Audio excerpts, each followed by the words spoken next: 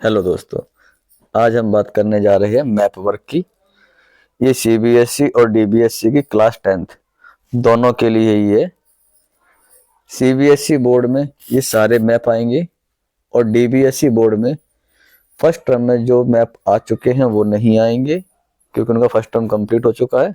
और जो second term चलेगा उनके टॉपिक्स बोर्ड में वो आएंगे। तो हम बात करने जा रहे हैं, हमारा जो ये हिस्ट्री का टॉपिक है हमारा जो हिस्ट्री का टॉपिक है वो दो भागों में है। पहला जो भाग है वो हिस्ट्री का है और दूसरा जो भाग है वो हमारा ज्योग्राफी का है। जब हम बात करेंगे कि इसे हम दो भागों में हम बांट सकते हैं, अगर हम हिस्ट्री की मैप की बात करते हैं तो हिस्ट्री के मैप में जो हम बात करेंगे तो ये 2 नंबर का 2+3 का है। हिस्ट्री 2 नंबर की है और जियोग्राफी आपकी 3 नंबर की है। तो टोटल जो आपका बैठता है वो 5 मार्क्स का बैठता है। अगर हम हिस्ट्री का बाइफर्केशन कर देते हैं तो ये 1+1 बैठेगा। अर्थात जब हम बात करते हैं 1+1, 1 नंबर आपका कांग्रेस सेशन का है और दूसरा जो अदर इंपोर्टेंट सेंटर्स इन नेशनल मूवमेंट है वो 1 नंबर का है। अगर हम बात पे गौर करें तो हम देखेंगे कि ये हमारे 3 नेशनल कांग्रेस सेशन है। अगर हम कांग्रेस सेशन की बात करते हैं तो ये 3 कांग्रेस सेशन आप ध्यान से देख लीजिए और इनमें से एक कांग्रेस सेशन आपका 100% मैप में आएगा। इसमें कलकत्ता सितंबर 1920, इसमें ये हमारे कांग्रेस सेशन की हम बात करते हैं तो कलकत्ता कांग्रेस सेशन 1920 में हुआ था। ज्यादातर हम ये देखते हैं कि अगर मैप में जो क्वेश्चंस आपके आएंगे तो मैप में क्वेश्चंस देते समय ये ध्यान रखा जाता है कि हम हर राज्य से एक ही बार एक ही चीज पूछें। जैसे अगर हम कलकत्ता 1920 अगर हम पूछ लेते हैं मैप में तो मे बी पॉसिबल कि आपसे कलकत्ता सी पोर्ट ना पूछा जाए, international airport Subhash Chandra airport ना पूछा जाए। तो कोशिश ये रहती है, ये कंपलसरी नहीं है कि हाँ जी ये एक ही आएगा, लेकिन कोशिश ज्यादा से ज्यादा मैप में ये होती है कि हम ज्यादा से ज्यादा राज्यों को कवर कर सकें। अभी तक जो मैं मैप के क्वेश्चंस देखता हूँ जो साल दर साल आते हैं उनमें ज्यादातर कोशिश ये होती है कि हम हर राज्य को कवर कर सकें। तो कलकत्ता कांग्रेस सेशन ये है। नैन अगर 1920 में ये इसमें जो है थोड़ा सा गलती दिखा रखी है कि हम ये दिसंबर की जो हम बात करते हैं 1920 की, तो ये नागपुर कांग्रेस सेशन है जो आपका छत्तीसगढ़, ये आपका छत्तीसगढ़ है और मध्य प्रदेश और तेलंगाना से लगी हुई जो ये बाउंड्री है ईस्ट महाराष्ट्र की, उसके अंतर्गत आपको ये दिखता है नागपुर सेशन। तो जब ये नागपुर की हम जब बात कर लेते हैं तो इसके बाद में है मद्रास कांग्रेस सेशन। तो मद्रास कांग्रेस सेशन इस सितंबर 1927 को हुआ है और ये आपको कोस्टल लाइन पे, क्योंकि आपको कोस्टल लाइन पे लगाना पड़ेगा क्योंकि मद्रास जो है चेन्नई जिसे हम कहते हैं आज की डेट में, ये कोस्टल लाइन पे है। तो इसका भी सी पोर्ट का भी और मीनम बक्कम के नाम से इंटरनेशनल एयरपोर्ट भी पूछा जाता है, यानी चेन्नई के नाम से आपको 3 टॉपिक्स आपसे पूछे जाते हैं, इंटरनेशनल सी पोर्ट, इंटरनेशनल एयरपोर्ट और इंडियन नेशनल कांग्रेस सेशन 1927। तो मे बी पॉसिबल इन तीनों में से कोई एक ही आपसे पूछा जाए। तो ये 3 कांग्रेस सेशन आपके सामने हैं और 3 में से एक कांग्रेस सेशन आपका 100% आएगा, ये जरूरी है। ठीक है। अब जब हम इसके अदर इंपोर्टेंट सेंटर की बात करेंगे, जैसे आपके सामने ये अदर इंपोर्टेंट सेंटर आ गए हैं, इसमें से बिहार का आपके सामने है। हम चंपारण की हम बात कर रहे हैं तो चंपारण आपके सामने है। ये बिहार के अंदर, ये आपके ऊपर देखेंगे तो ये आपकी बाउंड्री लग जाती है नेपाल की और ईस्ट वेस्ट में इसमें आपको देखने को जो मिलेगा वो मिलेगा आपका जो है यूपी वेस्ट में देखने को मिलेगा। बिल्कुल यूपी और नेपाल की बाउंड्री पर आपको चंपारण बिहार में लगाना पड़ेगा, जहां पे इंडिगो प्लांटेशन का जो आंदोलन हुआ था, जो महात्मा गांधी ने चंपारण का आंदोलन किया था। फिर उसी के जस्ट बराबर में यूपी की सीमा पे अगर आप चले जाओगे तो आप देखोगे कि चोरी चोरा मूवमेंट, क्योंकि यहाँ पे गांधी जी ने नॉन कॉपरेशन मूवमेंट का कॉल ऑफ किया है, उसे वापस लिया है। तो ये एक इंपॉर्टेंट सेंटर है यूपी में जो जनरली पूछा जाता है। देन अगर हम बात करते हैं जलियांवाला बाग हत्याकांड की, तो ये पंजाब में बिल्कुल पाकिस्तानी सीमा पर आपको ये अमृतसर दिख रहा है। ये अमृतसर को आपको जो है पाकिस्तान की बाउंड्री से सटा हुआ इंडिया के पंजाब में लगाना है। इसकी आप जो है निशान लगाते समय कहीं आपका पेन या पेंसिल कहीं पाकिस्तान की तरफ ना चले जाए, तो इसका विशेष तौर पे ध्यान रखना है। इंडियन नेशनल मूवमेंट में जो सबसे इंपॉर्टेंट सेंटर बैठता है वो बैठता है आपका गुजरात, क्योंकि इसमें 3 सेंटर हैं, 3 चीजें। तो 3 चीजों में से आपसे ये एक ही पूछेगा, चाहे फिर वो खेड़ा हुआ या कॉटन मिल वर्कर्स की जो प्रॉब्लम अहमदाबाद में हुई थी वो हुआ, या फिर आपका सिविल डिसोबीडियंस मूवमेंट हुआ जहां से गांधी जी ने दांडी यात्रा की थी। तो आपको ये तीनों आपके मैप के ऊपर सामने हमें दिख रहे हैं। दांडी आपको महाराष्ट्र की बाउंड्री से ऊपर लगती हुई जो गुजरात की बाउंड्री है आपको वहां लगाना पड़ेगा।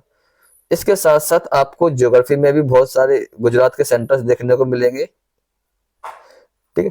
तो उनमें से ये एक ही पूछेगा, तो कोशिश ये करेंगे कि एक गुजरात का तीनों में से एक जरूर आएगा, और 3 आपके बचते हैं, अमृतसर, चौरी चौरा और चंपारण। इनमें से एक आएगा, क्योंकि आपको 3 में भी पॉसिबल 3 पूछना और 2 आपसे लगवा लेते हैं निशान, तो ऐसा रहेगा। लेकिन आपको ये इनमें से कोई एक ही करना है। एक आपके पास ये 6 पॉइंट है, अमृतसर, चौरी चौरा, चंपारण, खेड़ा, अहमदाबाद और दांडी। ये हिस्ट्री के 6 लोकेशन है, इनमें से कोई एक लोकेशन आपसे मैप में भरवाएगा और एक नंबर आपका 100% बन जाएगा। एक नंबर आपका 3 नेशनल कांग्रेस सेशन है, उनमें से कोई एक 100% आएगा और एक आपसे भरवाया जाएगा। तो ज्योग्राफी में हमारे ये 6 पॉइंट, हमारे ये सॉरी हिस्ट्री में हमारे पास ये जो लोकेशंस हैं, इसे हमने बाइफर्केट करके 2 भागों में किया है। एक इंडियन नेशनल कांग्रेस के सेशन और दूसरा सम इम्पोर्टेंट लोकेशंस है नेशनल मूवमेंट्स की, उसमें से। तो इस तरह से अगर आप इन 9 चीजों को अगर तैयार कर लेते हैं लोकेशंस को, तो आपका ये 100% 2 नंबर आपके ये पक्के हो गए, जो बहुत ही शॉर्ट टर्म में आपको 2 नंबर पक्के कर जाएंगे। तो हमें जब बोर्ड की तैयारी कर रहे हैं तो हमें हर एक क्वेश्चन पे ध्यान देना है, एक एक पॉइंट पे ध्यान देना है। हमारा ये एक एक नंबर किस तरह से बढ़े, आप उसे काउंट करते जाइए नंबरों को। आपने ये हिस्ट्री के मोमेंट्स कर लिए हैं, तो आपकी ये 2 नंबर काउंट हो गए कि हम अब ये 2 नंबर हमारे पक्के हो चुके हैं। इसके बाद में हमारे ये ज्योग्राफी के टॉपिक्स आ जाएंगे। ज्योग्राफी के टॉपिक्स आपके 3 नंबर के आएंगे। ये ज्योग्राफी के 3 नंबर के आएंगे सीबीएसई में, और डीबीएसई में ये 5 नंबर के हो जाएंगे, क्योंकि डीबीएसई के अंदर हिस्ट्री का जो पोर्शन है वो पहले सेशन में कंप्लीट हो चुका है। इनके पेपर 2 टर्म में है, तो पहले टर्म में ये आपका टॉपिक हो चुका है, तो इसके मैप वर्क आपका उसके अंदर आ चुके हैं। देखिए अब हम जब ज्योग्राफी की बात करेंगे तो आपको कोई 4 पॉइंट्स आपसे पूछे जाएंगे, 4 चीजें आपसे पूछी जाएंगी, लोकेट होंगी जो आपके मैप में दी हुई होंगी, और उसमें से आपसे 3 कराई जाएंगी। तो इसमें से आपके पास है ना एक ऑप्शन होगा, पर जो सीबीएसई में जो बच्चे सीबीएसई हो या डीबीएसई हो, मैप करते समय बच्चे जो विशेष तौर पे ध्यान दें कि आपसे वो ऑप्शंस देंगे कि आपको 4 पॉइंट दे दिए, 5 पॉइंट दे दिए और 3 लोकेट करवाएंगे। तो जनरली बच्चे करते क्या है, 5 के 5 अटेम्प्ट कर दिए। अब 5 के 5 अटेम्प्ट करने के बाद में जब पेपर चेक होता है तो बच्चे सोचते हैं कि जो भी 3 ठीक होंगे टीचर वो नंबर 3 लगा देगा, बट ऐसा नहीं है। अगर आपने 5 ऑप्शन दिए हैं, 3 करवाए हैं, 5 के 5 आपने अटेम्प्ट कर दिए हैं, तो आपके जो फर्स्ट 3 होंगे ABC जो होंगे उनको चेक करा जाएगा, और जो आपके DEF जो भी होंगे वो चेक नहीं करा जाएगा। अब उन शुरुआत के 3 में आपके सारे सही हो तो तीनों 3 लग जाएंगे, अगर उनमें से एक सही नहीं है, लास्ट के सारे सही हैं, तो आपके वो मार्क्स नहीं लगेंगे, क्योंकि शुरुआत के 3 ही चेक होंगे, बाकी चेक नहीं होते हैं। तो विशेष तौर पे ध्यान रखें कि लोकेट करते टाइम हमारे जो कॉन्फिडेंस वाले हैं कि हाँ हमारे जो लोकेशन हम लगा रहे हैं वो बिल्कुल ठीक है, हम उसी पे फोकस करें। तो हमारा जो पहला टॉपिक है इसमें ज्योग्राफी के अंदर, तो आपका वाटर रिसोर्सेज का चैप्टर पड़ा है। ये जो चैप्टर है ये लोकेटिंग लेबलिंग के लिए ही है, क्योंकि इसमें मैप वर्क आएगा, आपको लोकेट करना है। तो उसमें से जो ये पहला है हमारा जो केंद्र शासित प्रदेश जम्मू एंड कश्मीर है, उसमें डैम है सलाल। इसमें आप सलाल को कहीं भी लगा दीजिए, आपको नंबर सलाल में मिल जाएगा। पहले जनरली इसे लगाते समय हम इसलिए ध्यान दें क्योंकि पहले बच्चे जम्मू एंड कश्मीर में कहीं भी लगा दिया करते तो नंबर मिल जाया करता था, लेकिन अब क्या बात है कि जम्मू एंड कश्मीर और लद्दाख ये अलग अलग हो चुके हैं। तो आपको ये जम्मू कश्मीर वाला जो इलाका है उसमें आप सलाल को लगा दीजिए, कोई प्रॉब्लम नहीं है, आपको नंबर का मिल जाएगा। लेकिन जब हम बात करते हैं भांगड़ नागल की, भांगड़ नागल ये आपको लगाते समय ये हिमाचल प्रदेश और ये पंजाब की जो बाउंड्री है, पंजाब और हिमाचल, इस पे आपको विशेष तौर पे ध्यान रखना पड़ेगा कि हमें लगाते समय इसे कहाँ लोकेट करना है। ये देखिए ये आपका हिमाचल है और ये आपका पंजाब है, तो हमें इसका विशेष तौर पे ध्यान रखना पड़ेगा कि हमें ये कहाँ लोकेट करना है। ऐसे जब टिहरी लगाएंगे तो टिहरी ये आप अपने उत्तराखंड में लगाइए, तो ठीक है। जब हम बात करते हैं कि हाँ जी हमारा, जब हम बात करेंगे इसके जो हमने, चलिए अपने टॉपिक को हम यहाँ से थोड़ा सा रफ कर देते हैं।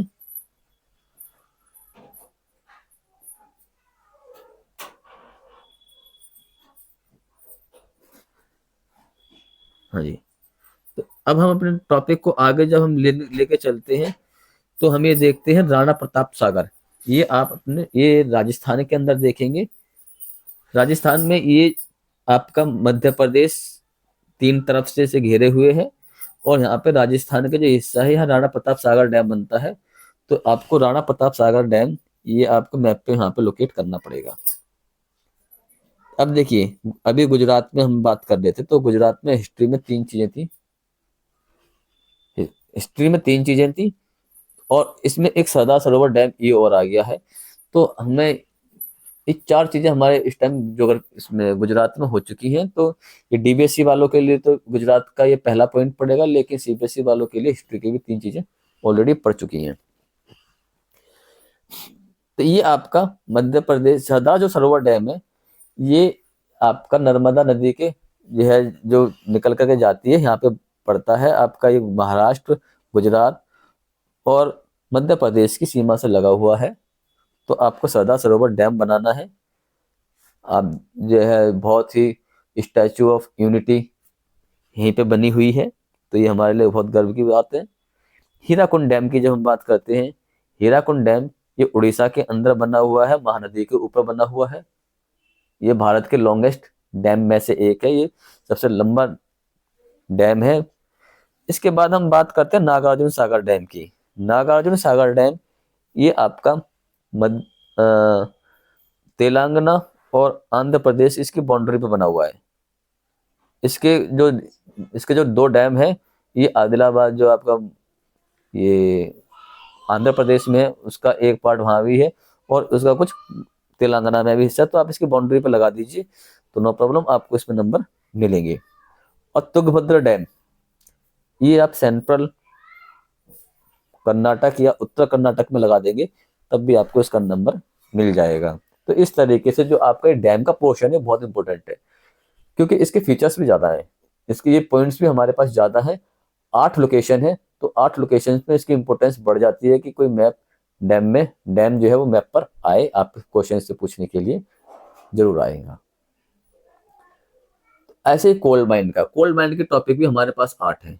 भारत के अंदर कोल माइन के बारे में जब हम बात करते हैं तो कोल्ड माइन का जो क्षेत्र है वो ज्यादातर आपका छोटा नागपुर रीजन में है या आपका दक्षिण भारत में है। दक्षिण भारत में आजकल जो ट्रेंड में चल रहा है क्वेश्चन नवेली का, नवेली ये आप जो है इसे ईस्ट ईस्ट नॉर्थ तमिलनाडु में लगा देंगे, आपको नंबर मिल जाएगा। सेंट्रल तमिलनाडु तक भी लगा देंगे तब भी आपको नवेली पे नंबर मिल जाएगा। लेकिन ये आजकल ट्रेंड में चल रहा है तो इसीलिए आप ज्यादा ध्यान दें। बाकी एक आपका जब हम देखेंगे तो ये आंध्रा में है आपका सिंगरेनी, आजकल ट्रेंड में है और सीबीएसई और डीबीएसई के बोर्ड में भी है।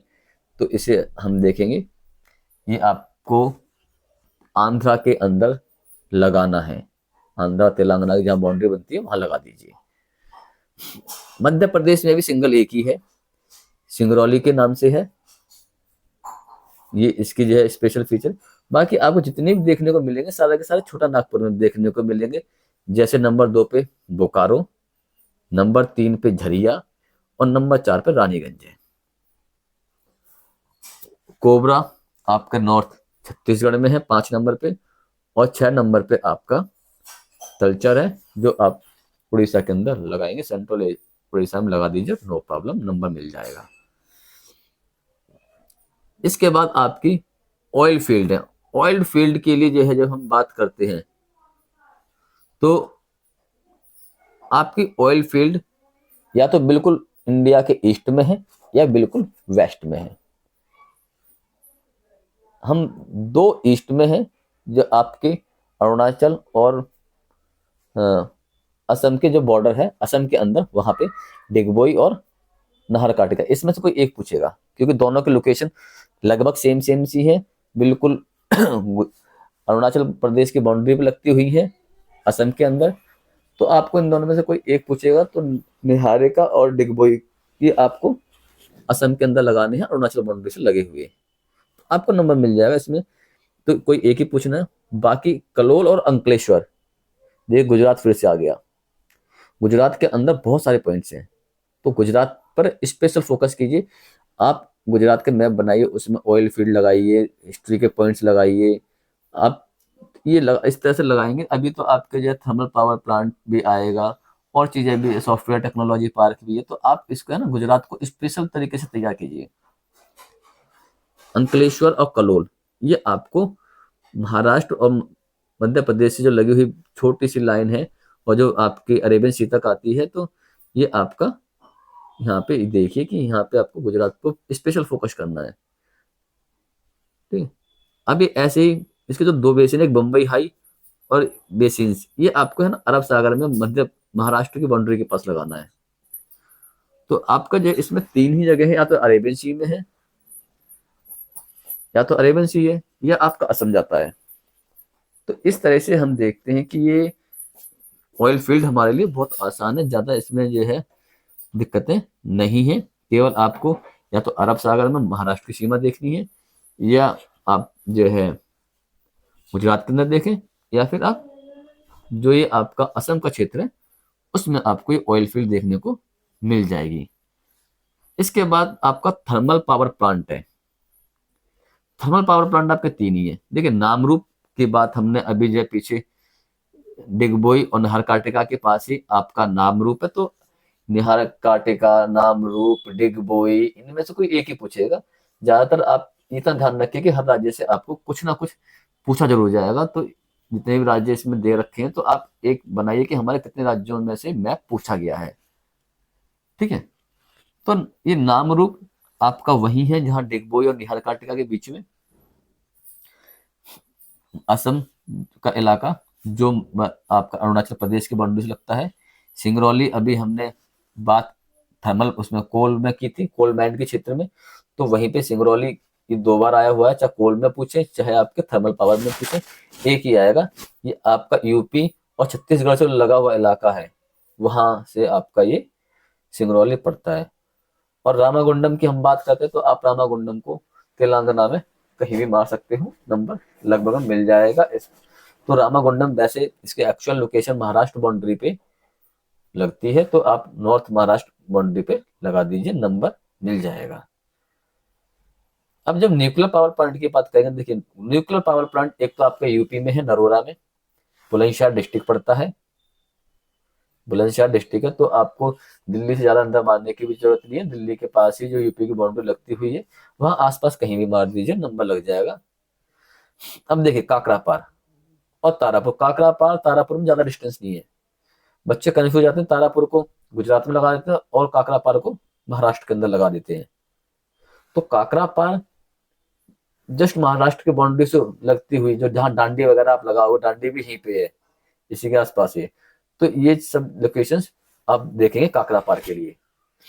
तारापुर है, ये आपको गुजरात की बाउंड्री से सटा हुआ, जैसे ही आपका महाराष्ट्र की बाउंड्री चालू होती है, गुजरात खत्म होगा महाराष्ट्र चालू हो जाएगा, तो वही बाउंड्री पे आपको तारापुर लगाना है।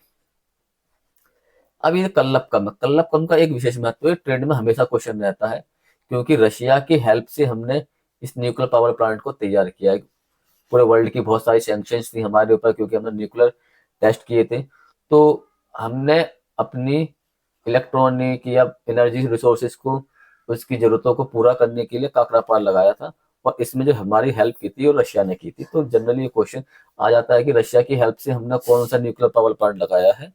तो ये 1 मार्क्स का क्वेश्चन भी बनता है आपके लिए, जो एमसीक्यू में आता है, और ये आपका ये है मैप में भी लोकेट करने के लिए आपको आएगा।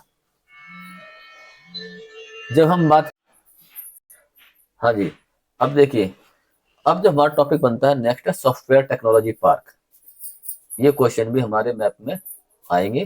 तो सॉफ्टवेयर टेक्नोलॉजी पार्क में ये देखिए ज्यादातर जो है राज्यों की राजधानियां हैं। बस नोएडा का आप विशेष तौर पर ध्यान रखें, और नोएडा आप सभी लोग परिचित हैं कि नोएडा यूपी के अंदर है, अपने दिल्ली से सटा हुआ है। तो आपको दिल्ली की लोकेशंस आपको पता ही है, मैप में जनरली बच्चों को पता भी होती है, तो यूपी में लगाते हुए आप लोगों के लिए नोएडा दिक्कत नहीं करेगा। Gandhinagar software technology park, Gandhinagar Gujarat की राजधानी है। आप सेंट्रल गुजरात में लगा दीजिए, कोई दिक्कत नहीं है, आपको नंबर मिल जाएगा। हैदराबाद की बात करते हैं तो हैदराबाद तेलंगाना की राजधानी है। आप सेंट्रल तेलंगाना में लगा दीजिए, नंबर मिल जाएगा। अब देखिए चेन्नई दोबारा से आ गया है। चेन्नई पे आप विशेष तौर पर ध्यान रखें, क्योंकि चेन्नई एक पोर्ट सिटी है, समुद्र से लगा हुआ है, बंदरगाह भी है। तो आप इसे जो है नॉर्थ और ईस्ट, जो नॉर्थ का इसका जो बिल्कुल पॉइंट है तमिलनाडु का, वहां लगा दीजिए, और जो ईस्ट की तरफ आपका कोरमंडल कोस्ट भी है, ये आपका जो समुद्र तट लगता है वहां लगाइए। तिरुवनंतपुरम, तिरुवनंतपुरम बिल्कुल दक्षिण में है, केरल में। केरल के दक्षिण हिस्से में आप तिरुवनंतपुरम को लगा दीजिए।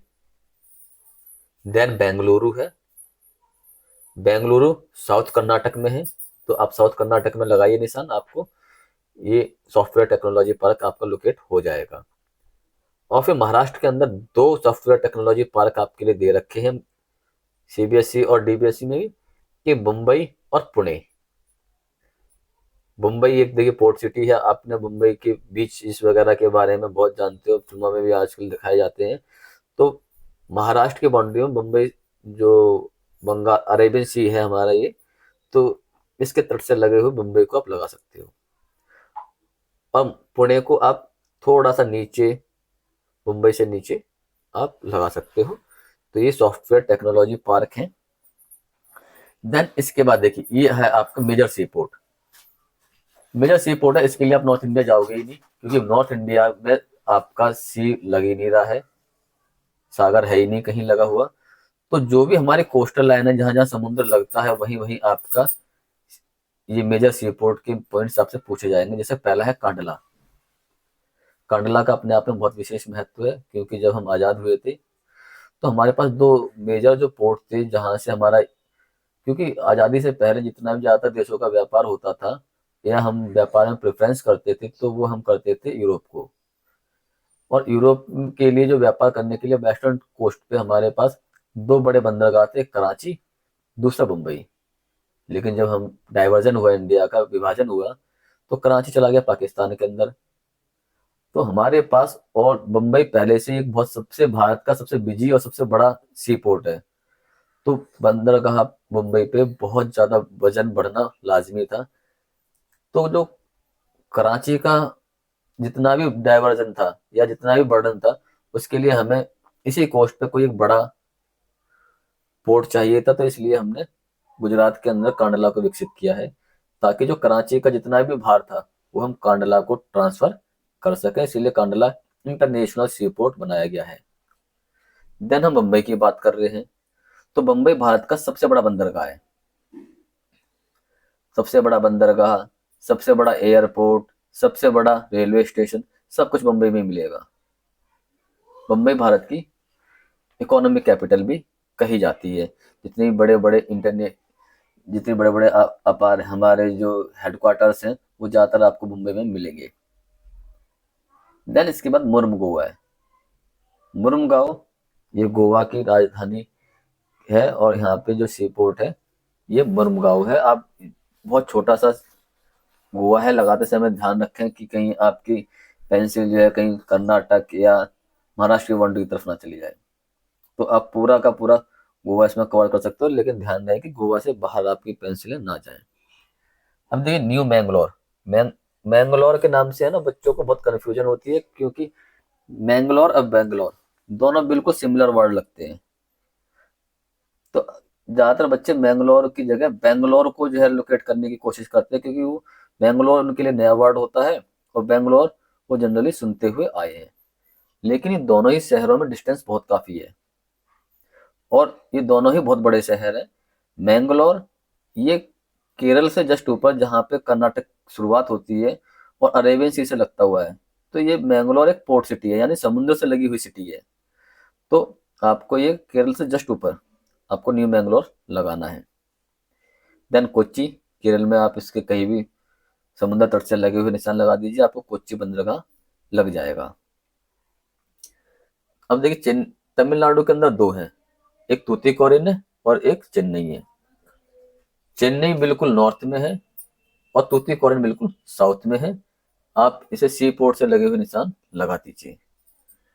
विशाखापट्टनम, पारादीप, ये देखिए अभी ये प्री बोर्ड में दोनों क्वेश्चंस आए हुए हैं।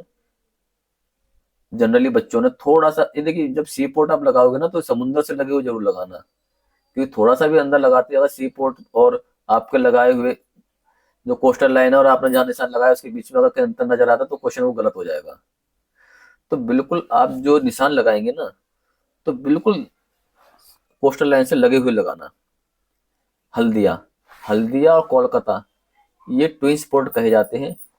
ये रिवेरियन पोर्ट भी है, थोड़ा सा अंदर लगाओगे चल जाएगा, कोई दिक्कत नहीं आएगी, क्योंकि रिवेरियन पोर्ट है। जब गंगा नदी, हुगली नदी समुद्र में जाकर गिरती है तो वहां उसका फैलाव इतना ज्यादा हो जाता है कि वो समुद्र की तरह ही लगती है, हम आर पार उसको देख नहीं पाते हैं। तो वहां पे आसानी से जितने भी बड़े बड़े शिप हैं वो वहां पे मूव करते हैं। तो ये हमारे सी पोर्ट है। देन इसके बाद में आपका इंटरनेशनल एयरपोर्ट की बात आती है। आजकल इंडिया में तो इंटरनेशनल एयरपोर्ट बहुत ज्यादा हो गए हैं, लेकिन आपके पेपर में जो आने वाले इंटरनेशनल सी पोर्ट एयरपोर्ट है वो अमृतसर, आईजीआई दिल्ली, छत्रपति शिवाजी मुंबई, राजीव गांधी हैदराबाद, मीनमबक्कम चेन्नई और नेताजी सुभाष चंद्र बोस कोलकाता है। जनरली अगर हमारे पास यह अमृतसर, दिल्ली, मुंबई, चेन्नई, हैदराबाद, कोलकाता लिखा हुआ ना आए, सुभाष चंद्र इंटरनेशनल एयरपोर्ट लिखा हुआ है, तो हम कैसे लगाएंगे? आमतौर पे देखा जाता है जो हमारे स्वतंत्रता सेनानी हैं वो जिस राज्य में पैदा हुए या जहाँ जिस राज्य में उनकी भूमिका ज्यादा रही, तो आमतौर पे जब हम कोई बड़ा नाम रखते हैं किसी एयरपोर्ट का, किसी रेलवे स्टेशन का, किसी सी पोर्ट का, तो हम ध्यान रखते हैं कि एक तरीके से उन्हें ट्रिब्यूट करते हैं, उन्हें श्रद्धांजलि देते हैं, उनका नाम पर ये सब चीजें बनाते हैं। तो हमें पता है सुभाष चंद्र बोस बंगाल में पैदा हुए हैं, तो उनके नाम पे ये एयरपोर्ट रखा हुआ है। अब देखिए आप सीएसटी जाइए, छत्रपति शिवाजी टर्मिनल, आप जो भारत का सबसे बड़ा रेलवे स्टेशन है छत्रपति शिवाजी टर्मिनल, वो आपको मुंबई में मिलेगा। छत्रपति शिवाजी इंटरनेशनल एयरपोर्ट वो ही मुंबई में ही है। तो ये शिवाजी को एक तरीके से श्रद्धांजलि दी हुई है। तो ये क्योंकि शिवाजी महाराष्ट्र में पैदा हुए थे, उनका वहां पे उन्होंने अपनी बहुत भूमिका निभाई है, तो आप मुंबई में उनके बारे में लगाएंगे।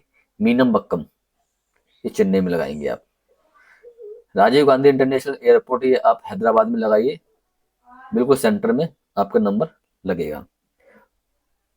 राजा सांसी के नाम से आपका अमृतसर इंटरनेशनल एयरपोर्ट आता है। अमृतसर जलियांवाला बाग हत्याकांड के बाद में दोबारा से आ गया, या तो जलियांवाला बाग हत्याकांड के बारे में आएगा लोकेट करने के लिए, या फिर आपका राजा सांसी आएगा। ऐसे ही अब आईजीआई भारत के सबसे बड़े इंटरनेशनल एयरपोर्ट्स में से एक आता। आजकल दुनिया हमारा टर्मिनल 3 शायद दुनिया का सबसे बड़ा टर्मिनल बन गया है। तो इंटरनेशनल जो एयरपोर्ट है दिल्ली के अंदर वो इंदिरा गांधी इंटरनेशनल एयरपोर्ट है। हमारे मैप वर्क में बस इतना ही है। टीबीएससी और सीबीएसई दोनों ही बच्चे इस तरफ अपनी तैयारी करें। धन्यवाद।